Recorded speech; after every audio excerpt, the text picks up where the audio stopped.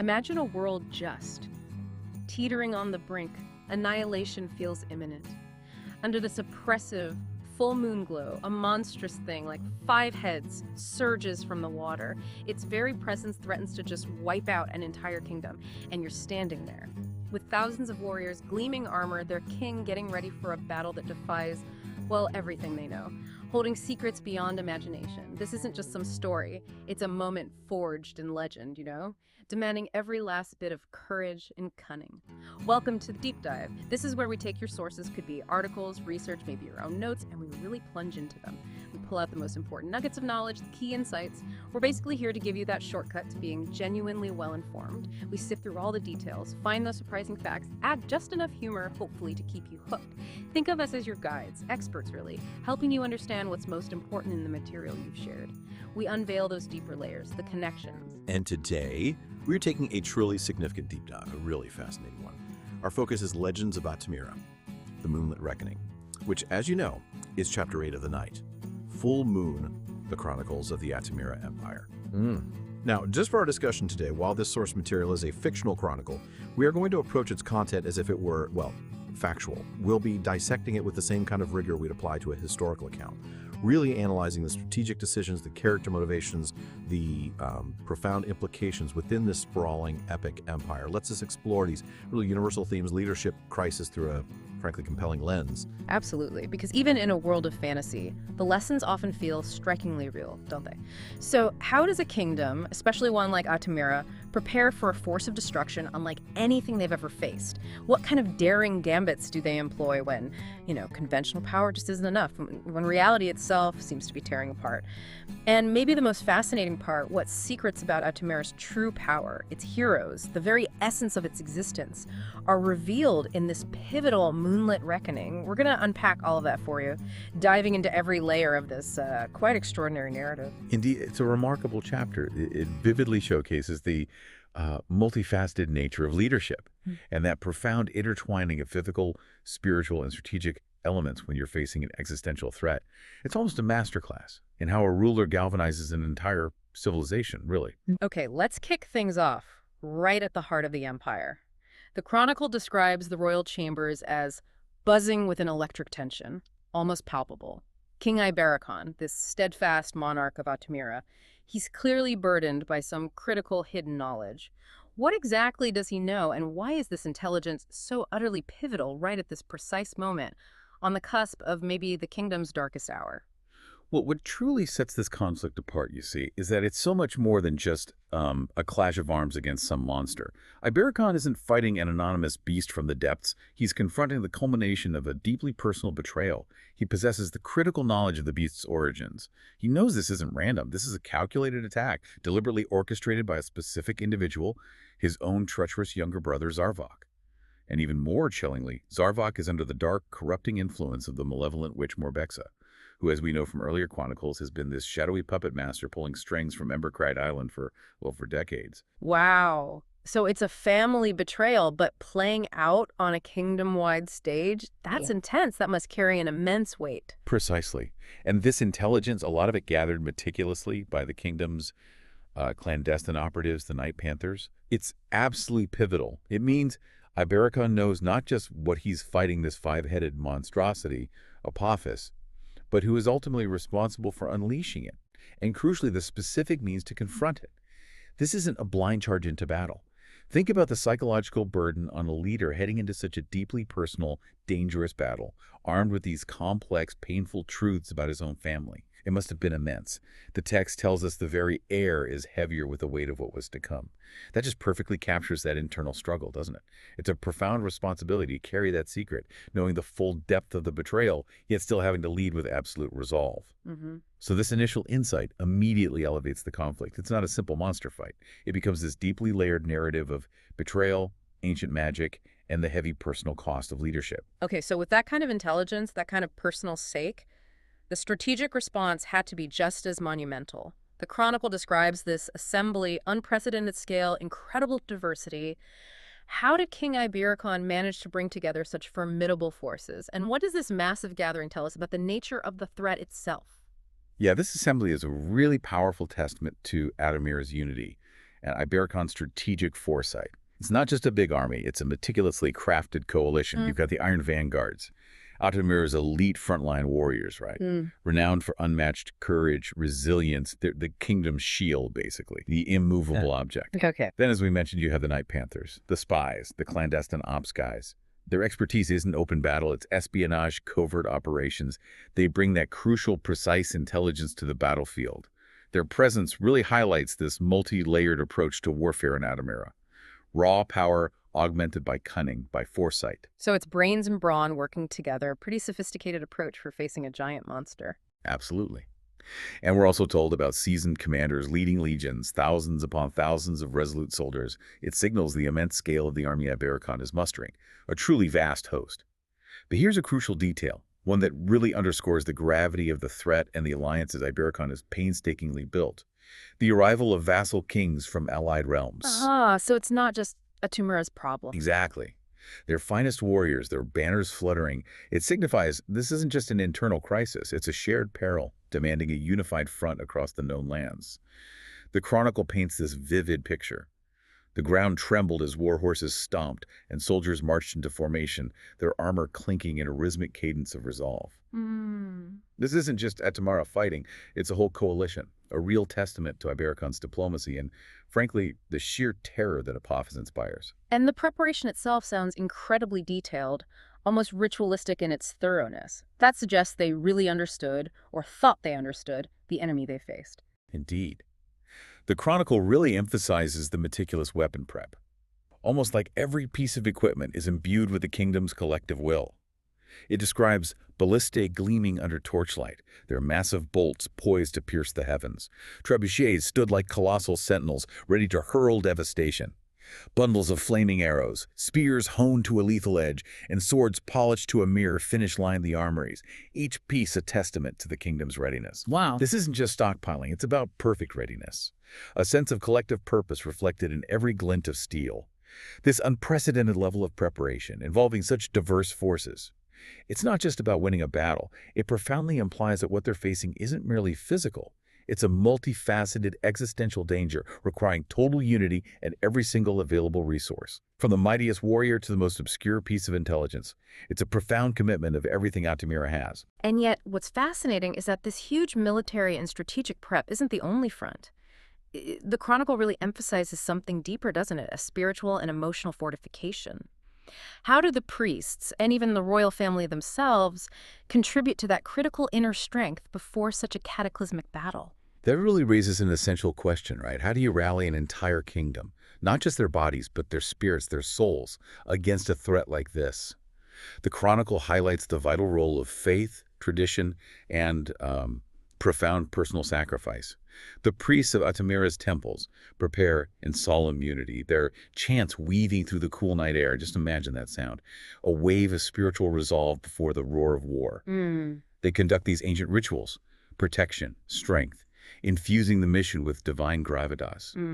This spiritual dimension is absolutely critical. It provides a moral and emotional anchor for the entire kingdom. It's not just about swords and spears. It's about this deep belief in their righteous cause, a collective conviction that strengthens every warrior's resolve. And then you have those deeply human, personal moments within the royal family. Those must have resonated throughout the entire empire. Exactly. We see these deeply personal moments, and they serve as this powerful emotional counterpoint to the impending battle. Queen Mother Cassiphora embraces her son, King Ibericon, with a quiet strength that belied her trembling heart, whispering, "Bring victory, my son." That's not just a mother's wish, it's a maternal blessing carrying the weight of generations, a primal outpouring of love and unwavering belief in his destiny. Yeah. Then there's Queen Cantabria, his second wife. She stands tall, her spirit unwavering, urging him, "Save our people, my king. You carry the hope of Atumira." Even though you can see the storm of emotion in her eyes, her strength is both a reflection of his and a source of it, And the king's own actions add another crucial layer, don't they? That very private moment showing the profound emotional stakes right before battle. Indeed. King Ibericon's personal vow really underscores the deep emotional stakes for him.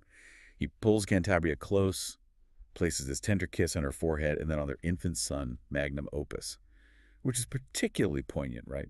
Because earlier chronicles tell us Magnum Opus is also the son of Lucerina, Ibericon's first wife, who tragically died bringing him into the world. Oh, wow. I didn't realize that connection. Yeah, so for Ibericon, this child represents both profound love and immense loss. It's heavy. With tears glistening, he murmurs, "This is for the future of Atumira." This profoundly personal moment balances his immense duty as king with his deep love for his family, his people. These profound personal and spiritual moments provide this unwavering moral compass, this inner fortitude when facing overwhelming odds. It's a powerful understanding of the deeper motivations driving these figures beyond just military strategy. They are fighting for the very soul and future of their lineage and their world. So, with the full might of the army, the deepest intelligence, the spiritual strength of the kingdom all arrayed, what does this all mean for the common people? How does King Ibericon show his leadership, his compassion beyond the battlefield, even as the army is marching towards, well, this nightmare? This section powerfully portrays Ibericon as more than just a warrior king. He's truly a guardian, almost a father figure to his entire kingdom. Before the battle, he issues these final decisive commands, and they prioritize the safety of his citizens. He orders commanders to evacuate citizens from areas near the Celestine Falls, directing them to temporary shelters. That must have been a huge undertaking. Massive. His voice rings with unyielding resolve as he vows, "No warrior, no innocent shall fall prey to Apophis tonight." This isn't a minor detail. It speaks to an immense logistical challenge and a profound moral compass. Imagine the chaos, the fear, the sheer scale of moving thousands of citizens out of harm's way. His words aren't just words, they're a promise that anchors the entire kingdom's hope. It highlights a type of leadership that prioritizes life over pure tactical expediency, which is rare in wartime, right? And it instills this almost unshakable trust in his people. And it's not just the practical measures, but that spiritual reassurance extended to everyone, a real moment of unity. Absolutely. This public display of faith and commitment is equally vital. Before departing for battle, the warriors make their way to the temple of god Atum, the spiritual heart of the empire. King Ibericon himself kneels before the golden effigy of the deity, bowing in humility, showing his own reverence, his own faith. His voice resonates through the hallowed halls as he publicly vows, "I shall defend my people, uphold divine justice, and restore peace to this land." Priests perform sacred rituals, warriors draw strength from touching the sacred ground, a physical connection to their divine protector. The collective response is immense. A massive crowd lines the streets, their voices blending into a deafening roar, chanting, "King Ibericon." Their unwavering faith feels as solid as the stones beneath their feet, truly highlighting the unity he's fostered. And then the chronicle adds this poignant detail, grounding the epic scale in human emotion. A young boy tugs at an elder's sleeve, asking, "Where are they going?" The elder's solemn reply, "They march to the Arcalian's Arch at Celestine Crossway to face the monster," is followed by a friend's terrified whisper. The beast is as massive as a mountain, and its roar, it chills your very soul. Oof. Yeah, that hits home. Right. This fleeting glimpse into the public sphere underscores the epic scale, but also reinforces Ibericon's role as their ultimate protector. His promises, his actions, they solidify that trust. And the full moon, casting its silvery light, marks the heroes' resolute march toward their destiny, a powerful visual of the night to come. Okay, the hour has arrived. All the prep, the intelligence, the vows, the tension at Celestine Falls must have been unbearable. Warriors assembled, moon full, then that eerie stillness. How does the Chronicle describe that pivotal moment, when everything changes, when Apophis finally makes its terrifying entrance? The scene is set with this almost cinematic precision. It builds an incredible sense of dread. It's the night of the full moon, which, as we'll get into, is itself deeply significant. It shrouds the world in an eerie, oppressive stillness. Every sound amplified makes the impending horror even more palpable, you know? Yeah, the quiet before. Exactly. The warriors are assembled in disciplined ranks beneath the roaring Celestine Falls, polished weapons gleaming faintly under that pale lunar light. King Ibericon stands at the forefront, his towering presence an anchor for the anxious host, his gaze fixed on the cascading waters. This builds incredible tension. And then the storm breaks. Cataclysmically, the silence is shattered by a dreadful rumble, vibrates through the very ground. The water in the falls trembles, building to this terrifying crescendo. Then the chronicle states, "From the depths of the churning water rose a nightmare-given form." This colossal, five-headed monstrosity surges upward, its serpentine bodies twisting and writhing, each head adorned with gleaming, jagged scales that shimmered like molten onyx. Molten onyx, wow. Imagine that, a creature born of shadow and malice, eyes burning malevolence, and a roar that shook the very heavens and reverberated through the valley. Torrents of water cascade outward from its emergence, drenching the warriors already poised for battle. This vivid description just amplifies the dread, the overwhelming primal power of the entity. It's not merely a beast, it's a nightmare-given form, a primal force of chaos emerging in this truly terrifying, unforgettable spectacle. So we have this terrifying creature, Apophis, bursting forth. But what exactly is it, this manifestation of destruction? And maybe more chillingly, who is truly behind unleashing it on Atumira? We know it wasn't random. No, definitely not random. This is where King Ibericon's intelligence, the stuff we talked about earlier, becomes paramount. This creature is unequivocally identified as Apophis, a manifestation of destruction. Its very purpose is devastation, and the Chronicle clearly states it is a terror summoned from the cursed depths of Ebonvale Island by Zarvok, King Ibericon's treacherous brother. There it is, the direct link. Right. This definitively links the monstrous attack to that internal family conflict and the dark influence of Witch Morbexa, who, as we established, manipulated Zarvok as her vessel for decades. Apophis isn't a random attack. It's explicitly stated as a weapon of vengeance meant to decimate the people of Atumira. It's a direct consequence of Morbexa's enduring hatred for King Ibericon's lineage. Not just a monster, it's a living instrument of a deeply personal ancestral vendetta. And there's that critical detail about the moon again, isn't there? The Chronicle mentions the full moon so prominently. Does the specific lunar phase play a deeper role here, beyond just setting the scene for a terrifying night? Oh, it plays an absolutely crucial role. And this is a profound insight into the strategic genius of Atumira's spiritual leaders.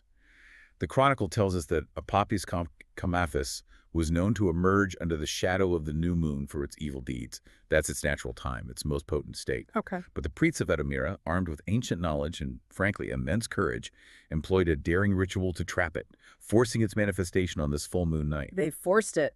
Yeah. Their gambit was bold, but the stakes could not have been higher.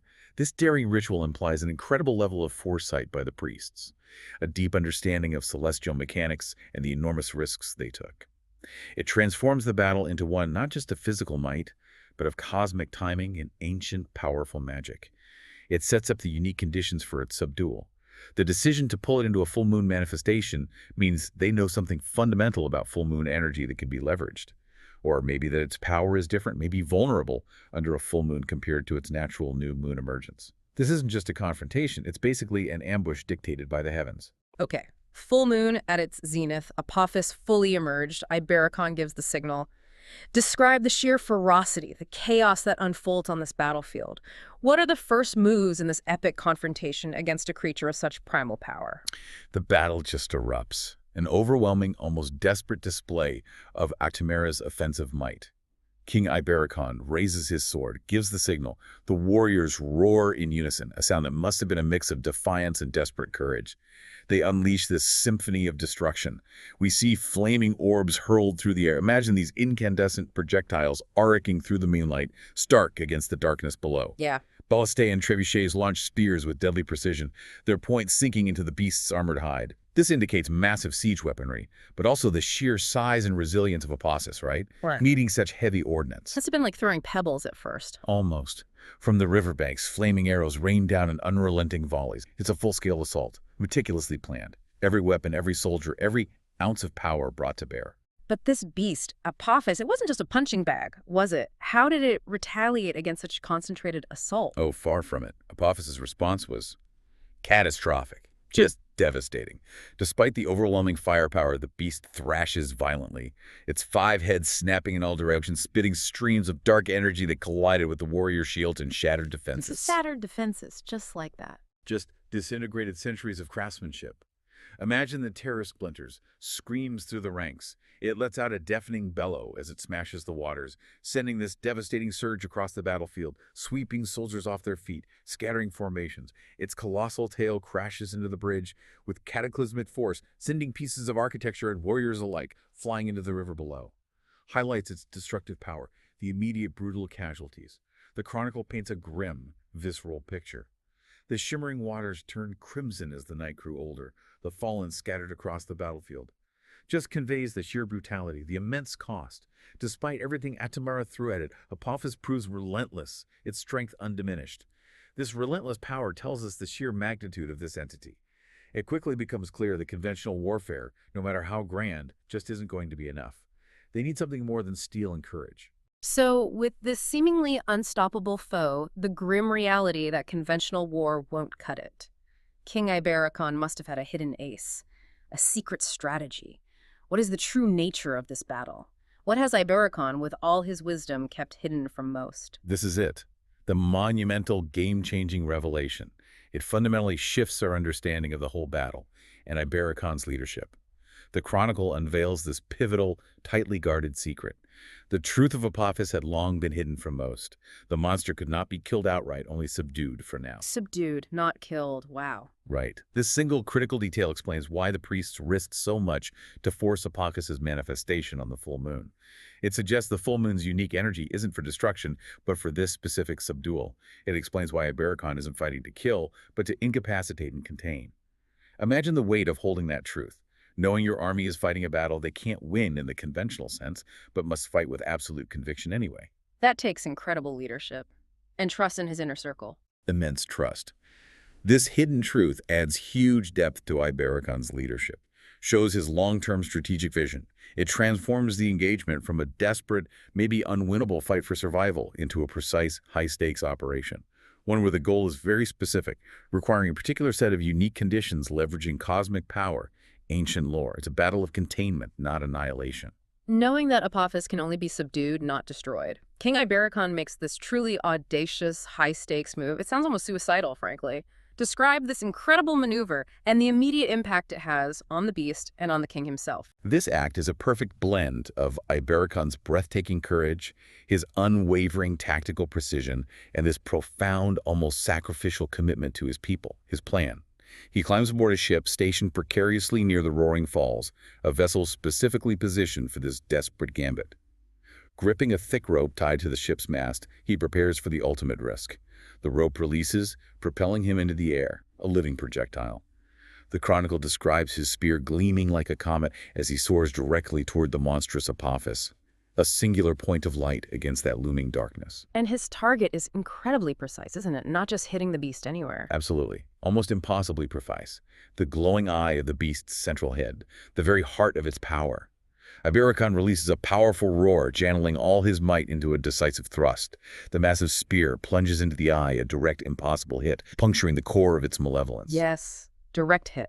Apophis reacts with an ear-piercing shriek, a sound that must have reverberated like thunder across the battlefield, rattling the bones of every warrior. The beast thrashes violently, its enormous tail flailing with deadly force, sending ripples across the waterfall basin, an uncontrolled spasm of agony and fury. But this daring move, this moment of triumph, it comes at a significant personal cost for the king, doesn't it? It absolutely does, and it immediately reminds us of the immense stakes involved. In its pain-induced thrashing, Apophis's tail strikes Ibericon midair. A brutal blow hurls him toward the rocky ground below. Oh, no. However, clutching the rope with unrelenting determination, a testament to his sheer willpower, he manages to control his fall, landing heavily. The Chronicle notes his armor cracking under the impact as blood streamed from his wounds, a stark visual of the physical toll. But he's alive. Alive, but badly injured. Yet despite the searing pain, his spirit remained unbroken. This single act profoundly showcases Ibericon's unwavering commitment to his plan, his people, willingly putting himself in extreme personal danger to execute that critical first step in subduing the entity. It's a moment that highlights the immense depth of his leadership, the physical and spiritual fortitude required to be King Ibericon, a true king who fights on the front lines, literally bleeding for his kingdom. So the spear strike disorients Apophis, buys them a crucial moment. What's the next equally vital step in this meticulously planned subdual? It involves hidden engineering, ancient power. Sounds like some complex Atumiran ingenuity at play. It truly is. As soon as Apophis is disoriented, Ibericon, summoning strength he barely possesses despite his grievous injuries, bellows through gritted teeth, activate the trap. And what unfolds beneath the waterfall is a marvel of Atumiran design. A secret weapon years in the making. A complex iron mechanism sprang to life. This isn't just a simple net, it's a colossal, intricate contraption, a testament to ancient knowledge and advanced engineering. Chains reinforced with ancient runes shoot out with incredible force, wrapping around the thrashing monster. Okay, wait. Reinforced with ancient runes. What exactly do those runes do? Are they just decorative, or do they have a specific magical function here? That's a crucial distinction. When the Chronicle mentions chains reinforced with ancient runes, it's not just decorative detail. It speaks to a deep, integrated understanding of magic and material science within Atumira. These runes are likely potent conduits of arcane energy, maybe drawn from the ley lines of Atumira or infused with divine blessing from God Atum. It suggests a sophisticated understanding within Atumira of how to imbue inert materials with active magical properties, transforming simple iron into a binding force capable of restraining even a creature like Apophis. It's an advanced form of mystical engineering, basically, blending raw strength with focused magical intent. The Chronicle emphasizes this trap was meticulously designed and hidden within the falls, known only to the king and his closest allies, a testament to decades of foresight and preparation. Incredible. The clinking of gears echoed against the roar of water as the contraption tightens its hold on Apophis, locking the beast in place. Apophis roars, straining against the iron bindings, its 5 heads snapping, but the trap holds firm, anchoring it to the depths of the waterfall basin. This demonstrates that remarkable blend of ancient wisdom and strategic engineering, specifically tailored to Apophis's unique nature. A solution born of precise knowledge, not just brute force. Okay, Apophis physically constrained. Ah, Now the spiritual and mystical elements of Atumira's defense come into powerful play. What pivotal roles do the priests and these immensely powerful artifacts have in the final decisive phase of subduing the beast? This is the powerful culmination of the priest's daring gambit we touched upon earlier. A moment where divine power intersects with mortal courage. Ibericon's gaze shifts to the priests standing on nearby ships, silhouetted against the moonlit sky. Clad in solemn ceremonial robes, they clutch the scrolls of Aeon Veil Eternal Protection, described as artifacts of immense power. Scrolls of Aeon Veil. Yeah, these aren't just old parchments. They're ancient conduits, imbued with generations of spiritual essence. These scrolls contain the sacred chant capable of harnessing the power of the full moon. The chant, we learned, would channel the moon's divine energy, stripping Apophis of its strength and releasing its dark essence. So the full moon, which they strategically brought Apophis out under, is now their key weapon. And what happens as the moonlight hits the beast? Exactly. The priests raise the scrolls high. Their voices rise above the battlefield's cacophony, this haunting melodic chorus against the backdrop of war. Their chants, melodic yet haunting, resonate, and the moonlight above intensifies, its beams focusing into this concentrated, almost blinding ray that bathes the bound Apophis in a celestial glow. Wow. As the moonlight penetrates the beast, Apophis writhes in agony, a monstrous struggle against the purest of energies. Then a dark, malevolent smoke, the dark essence of Apophis, begins to seep out of its colossal form, swirling ominously toward the priests. The essence itself. Yes, this essence is described as pure and unbridled malevolence, and it explicitly states it holds the key to the creature's resurrection, if left unchecked. It's not just a physical manifestation they're subduing, but its very spirit, its core being. And the priests are ready for it. They have something to capture this dark essence, right? They do. They are prepared. They wield the holy pendant, a relic of unparalleled power. It begins to glow, etched with golden runes, explicitly designed to capture and contain the essence. It starts to hum with energy, a counter-resonance to the beast's dark power as the essence draws near. Sensing its doom, Apophis unleashes a desperate counterattack, snapping its chains, its 5 heads lashing out toward the priests in a final, furious attempt to break free. Oh. Warriors rush to defend, putting their lives on the line, but the priests stand resolute, their focus unbroken, their chant unwavering. Finally, the moonlight surges with blinding brilliance, enveloping Apophis entirely, forcing it to retreat into its own shadow, its physical form fading. The dark smoke, now fully extracted, condenses entirely into the holy pendant, which pulses with contained power. With the final chant from the priests, a portal opens, swirling vortex leading back to the cursed depths of Aeon Veil Island, and Apophis is inexorably pulled in. Banished. This is a crucial culmination. The pendant revealed not just as a container, but a divine safeguard. The intricate connection, full moon, ancient scrolls, specific chant. The pendant showcases this deeply integrated mythological and magical system, precisely designed to handle this specific, immensely powerful threat, a profound fusion of faith, magic, and foresight. Apophis is banished, its malevolent essence contained within the holy pendant. But the narrative hints at something more, doesn't it? A lingering threat that kind of chills the blood. What is Apophis's final message? And what does it imply for Atumira's future, even in this moment of triumph? Yeah, this section is crucial because it clarifies the victory isn't absolute. It's strategic containment. Apophis, its strength drained, unable to resist, is inexorably pulled toward the portal. its colossal form shrinking as it's consumed by the vortex. But as the monstrous beast nears its banishment in a final chilling act, it twisted its 5 colossal heads to glare at King Ibericon, its blazing eyes radiating fury and defiance. It looked right at him. Directly at him. This isn't just a beast snarling. It's a malevolent entity delivering a direct conscious threat. This is followed by a guttural growl that reverberated across the battlefield, a sound filled with layers of cryptic menace. It seemed to carry 1,000 unspoken meanings, a warning, a threat, or perhaps even a promise of return. That sounds like a powerful narrative device, leaving this sense of unsettling open-endedness. It absolutely is. The Chronicle emphasizes the lingering psychological impact. The warriors stand frozen, their minds racing with uncertainty. Was this truly the end of Apophis or merely a temporary reprieve? Would the creature seek vengeance, its wrath unleashed again in the future? Yeah, those questions would haunt you. Right. They highlight the ongoing psychological burden on the kingdom, even in victory. Despite the uncertainty, one truth offers solace. Apophis's dark essence had been sealed within the giant holy pendant, safeguarded by the sacred chant, and the portal had closed.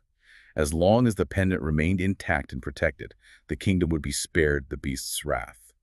But that promise of return acts as a powerful narrative device, sets up future conflicts, reinforces the idea that true evil, once awakened, is rarely entirely defeated, only contained. It leaves this lingering sense of foreboding that keeps you thinking about Atumira's future, suggests peace is always fragile. Okay, the immediate danger is past. Portal closed, beast banished, for now. What's the atmosphere like on the battlefield as the dust settles, and what unfolds back at the palace as the king, injured but triumphant, returns to his people? The Chronicle describes this immediate, almost eerie silence descending on the battlefield as the portal closes.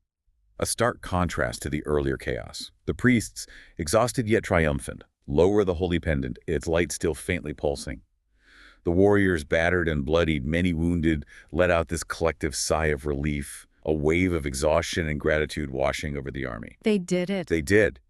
King Ibericon, his armor dented and his body weary from his heroic, painful ordeal, stands tall. His gaze lingers for a moment on the spot where Apophis vanished. He knows this was only the beginning, because of the beast's ominous words. However, the battlefield then erupts in triumphant cheers as Apophis is banished. Warriors hoist King Ibericon onto their shoulders, a spontaneous act of adoration, respect. Bloodied but unyielding, the king raised his sword high, a symbol of resilience and hope that ignited a roar of admiration from his army, transforming their relief into jubilation. And at the palace, the long vigil must have finally broken. Indeed. Back at the palace, the atmosphere is filled with this mix of relief and profound joy.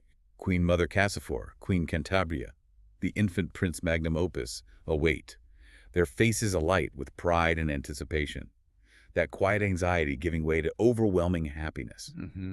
As King Ibericon enters with his loyal warriors and priests, the air buzzed with tales of heroic valor and triumph, every soldier eager to recount the epic events of the Moonlit Reckoning.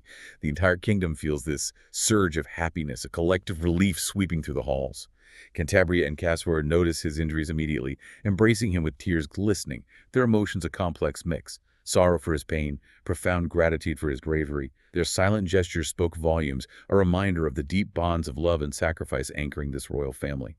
Provides that human, intimate anchor to the grand, epic narrative. The emotional weight of victory is palpable, but so is the physical and emotional cost. Showcases the nuanced reality of leadership, of combat. The kingdom of Atumira, having endured such a terrifying ordeal, now gathers in jubilant celebration. How does this unity manifest? And what powerful message does King Ibericon deliver to his grateful people after such a hard-won victory? The public celebration is profound, unifying, really cements the bond between king and kingdom. The people of Atumira gather in jubilant celebration.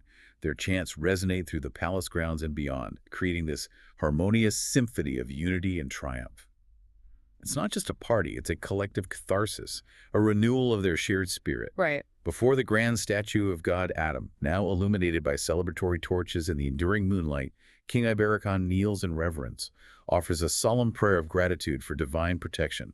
His voice carries the weight of both loss and renewal, as he then rises and proclaims, "This triumph belongs to the people of Atumira and the divine will of god Atum." Then he adds, "The true strength of Atumira lies within his people. Together we have confronted the darkness and risen victorious." That's a powerful message, decentralizing the victory from himself to the entire populace and acknowledging the divine. It truly is. The crowd erupts in thunderous approval, their cheers rolling like waves across the kingdom, carrying the essence of hope, resilience, reinforcing their connection to him, their shared identity. Queen Mother Cassiphora and Queen Cantabria stand close, their faces alight with pride and love, silently sharing in his triumph. Cantabria's heart swells, watching her king stand resolute despite his wounds, embodying the unyielding spirit of their people. The applause reaches a crescendo with chants of King Ibericon, a testament to his benevolent, courageous leadership. This powerful scene reaffirms that unbreakable bond between monarch and people, emphasizing that unity, collective faith are the true, enduring strengths of the empire, a core theme woven throughout. It's a moment of collective catharsis, renewed hope, a clear statement the fight wasn't just for him but for them, and their collective will made the impossible possible. Given the Holy Pendant's immense power, its vital role in containing Apophis, how does Atumira ensure its safety? What unparalleled measures are put in place to protect this crucial artifact, and by extension, the kingdom itself from future threats? The security measures for the Holy Pendant are truly extraordinary. They highlight Atumira's advanced understanding of both mystical and defensive practices, a testament to their long-term foresight. Deep beneath the palace of Atumira lies a sanctuary of unparalleled security, an impenetrable stronghold built within a labyrinth of intricately stone-carved chambers, designed to thwart even the most determined intruders, both mundane and magical. Labyrinthine. Yeah. The vault features layer upon layer of fortified gates, reinforced with ancient metals likely imbued with protective properties themselves and warded with protective enchantments. Imagine stepping through those thresholds, each designed to deter. So it's not just a vault, it's an active, living place of continuous protection, almost a sacred space in itself. Precisely. It's guarded not only by these formidable physical defenses, but also by the elite warriors of the Iron Vanguard. Their unwavering vigilance is a testament to their devotion, the sacred trust placed in them. These aren't just guards. They're sworn protectors of a divine artifact. Right. At the heart of this haven, the Holy Pendant rests within an intricately crafted metal reliquary. It's self-etched with sacred runes and celestial sigils honoring God Atum. It radiates this quiet, otherworldly glow, a constant emanation of its contained power, serving as a sanctified altar of protection where divine and mortal forces converged. But it goes beyond static defense. A select order of priests from the highest ranks of the Temple of Atum, cloaked in ceremonial robes, perform rituals of sanctification at regular intervals. Continuous rituals. Exactly. Their chants, drawn from the ancient scrolls of Eonvel, the same scrolls used in the battle, fill the chamber with a reverent hum, creating an impenetrable shield of divine energy that pulsed with the power of the full moon. The pendant isn't merely stored, it's actively protected, nourished, sustained by continuous ritual, reinforcing its divine significance and the kingdom's commitment to long-term security. It's a perpetual act of vigilance and faith, acknowledging the immense contained power it holds and the enduring threat it represents. Okay, even with the pendant secured in this impenetrable sanctuary, the narrative subtly reminds us the threat isn't truly gone, that a shadow still lingers, what remains of Ebbenvel's menace. And how does Atumira maintain its vigilance, even after such a hard-won peace? This point really drives home the idea that this victory is strategic containment, not definitive defeat. True evil, once unleashed, is rarely ever truly vanquished, right? Seems that way. Far from the kingdom's heart, the ominous Ebbenvale Island remains a place of watchful silence. While Apophis's portal is sealed for now, the island itself remains a focal point of vigilance. It's a constant reminder of the darkness that lurks. Towering over the desolate landscape, the giant wolves, the guardians of Atumira, patrol the cursed grounds. Giant wolves, okay. Yeah. These aren't ordinary wolves. These are mythical creatures imbued with strength and ferocity. Their very presence acts as living sentinels. Their deep, resonant growls and glowing eyes a stark warning to any who dared approach the portal. Their existence underscores the enduring danger. So a physical barrier, a mystical containment, and living guardians. It's a multi-layered, continuous defense system. Absolutely. And the pendant itself, aglow with celestial light, pulses rhythmically in its sanctuary, serving as a living symbol of Atumira's resilience and divine favor. Its constant light acts as a beacon, but also maybe as a monitor. The sanctuary's aura is unwavering, confirming the kingdom's salvation rests in its continuous vigilance. The priests rotate duties, ensuring the holy aura remains unbroken, a perpetual cycle of protection. This lingering threat, Apophis's cryptic growl echoing from its banishment and the ongoing vigilance, they subtly set the stage for future conflicts, add layers of anticipation, realism to this fantasy world. It's a powerful reminder that some evils, once awakened, are never truly defeated, only held at bay through constant effort, knowledge, and faith. What an incredible deep dive into the Moonlit Reckoning. Just wow, we've really unpacked the layers of strategic preparation, witnessed the terrifying emergence of Apophis, understood King Ibericon's daring move, and seen how ancient magic and unwavering courage led to its containment within that sacred pendant. It's a true testament to the multifaceted nature of leadership and survival in this world. Yeah, this chapter vividly demonstrates that the true strength of Atumira isn't solely in its formidable armies or even its individual heroes. It's in this delicate yet powerful balance. Unity across diverse factions, compassionate strategic leadership that prioritizes its people, profound faith in their divine guardian, God Atum, and that ability to combine ancient, hidden knowledge with unyielding resolve. Atumira's resilience, as this chronicle shows, truly lies in its people, their deep connection to their legacy, their divine protection, and their capacity to adapt ancient wisdom to confront modern threats. But here's something to maybe mull over as we wrap up. While Apophis was banished, its dark essence contained. It was not destroyed. And that cryptic, guttural growl it gave King Ibericon as it vanished. What deeper truths, or maybe even darker powers, might still be tethered to this malevolent entity, waiting for the perfect celestial alignment, or perhaps waiting for the wrong hands to discover and tamper with the holy pendant itself, to unleash its fury once more? What level of vigilance truly lasts forever when evil itself seems to only slumber, you know? Thank you for joining us on this deep dive into the Moonlit Reckoning. Until next time, keep seeking knowledge and stay well informed.